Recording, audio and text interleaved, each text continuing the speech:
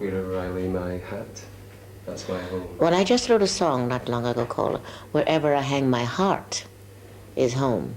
I can throw my hat anywhere, but my heart is in my home, which is me. During the late 60s, you were blacklisted in the States because you spoke out against American intervention in the Vietnam War. Your career in the States came to a sudden halt. You were forced to find work overseas. Did you ever think of giving up your US citizenship? No. During that time? No, because no matter what citizenship you have, you may have the same problem. I'm quite sure that the German people did not want to be involved in wars. I'm quite sure that the Canadians did not want to be involved in wars. Any of us mothers, particularly, who born the children into this world, whom we want to be here for our future and their future, we do not want to have somebody sitting in a big chair anywhere, no matter which part of the world it is, to tell my child that now you are of age and you must go out and kill.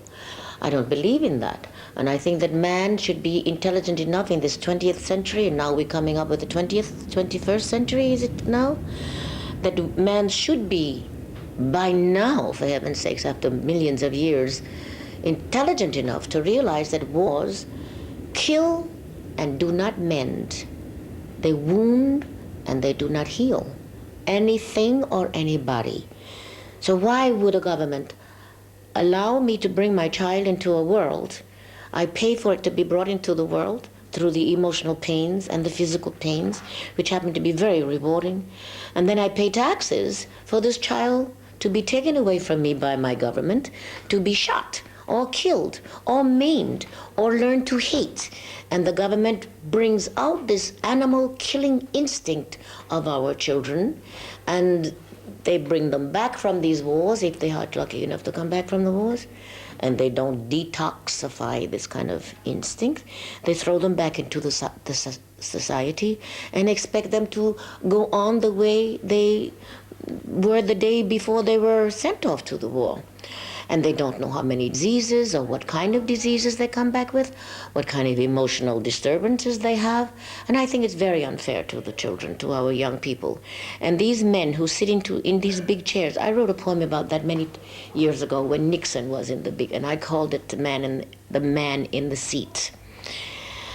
And I hope that I am able to say this poem one of these days, because it tells you about how me, as a mother, as a woman, as a citizen, not only of my own country, but a citizen of the world, feels about men who send the children off to wars and do not detoxify that killer instinct when they come back. And they wonder why there's so many people on the street who are wandering around, begging. You don't know if these boys are from the Vietnam War, from the Korean War, from the Gulf War. And we know men who are from the First World War who are still wandering around, wondering what happened. And I am, as a woman, I'm still wondering, why do we fight each other and teach hatred? You have to teach the children to hate. They don't hate on their own. I don't think so. Like the song says, you have to be very carefully taught to hate. But love is an instinctive thing. I don't think hatred is. It may be, but hatred can be controlled. I don't think you can ever control love. And that's why in many ways, I think love should be controlling the world, not weapons. But how can you control the emotion of love? Don't try. Let it go. Have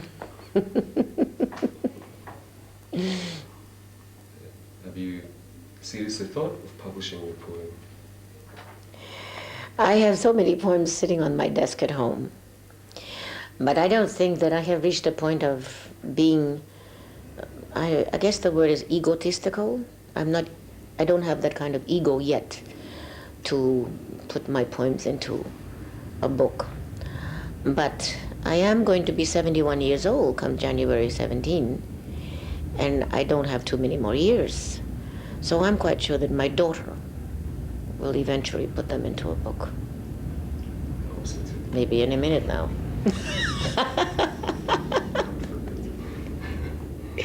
Well, you appear to be constantly working more and more What drives you to continue working so hard when your contemporaries appear to have given up their careers? I don't think that anything we love is giving up. I love my work. I don't like the nonsense that goes on around it. I don't like the ugliness in the back of show business itself. But I love my work. I love that contact with the people. I love the love of people. And I love the idea of being able to sustain myself in the manner in which the public feels comfortable with. And I too am very comfortable with that. And since I do love my work, there is no reason why I should think in terms of quitting.